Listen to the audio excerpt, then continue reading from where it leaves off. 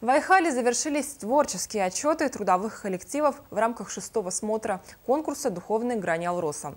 Свою программу на суд жюри представил карьер юбилейный. В числе зрителей в зале была и наша съемочная группа. Чем удивили горняки, расскажет Оксана Мезенцева.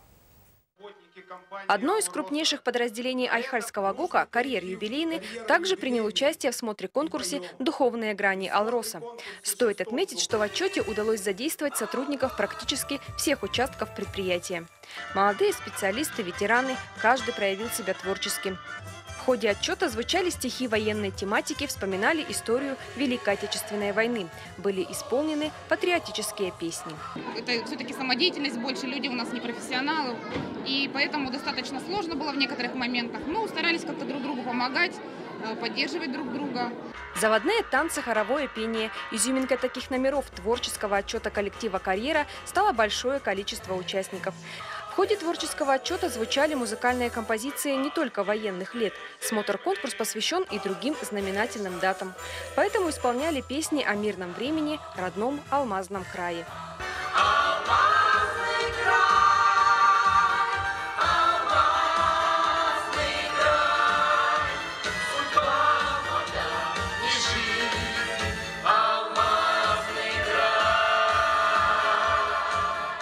Обязательно нужно такие проводить творческие отчеты.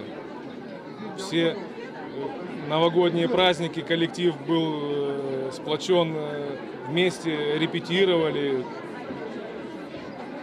Дружно все было, весело.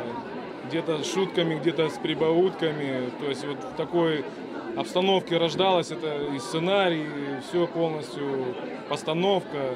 Каждый высказывал свое мнение. В этот же день с творческим отчетом выступил также трудовой коллектив рудника Айхала.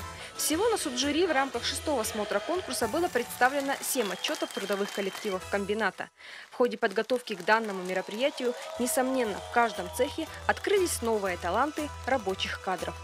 Оксана Мезенцева, Денис Хазов, Андрей Шиповалов, телерадиокомпания «Алмазный край».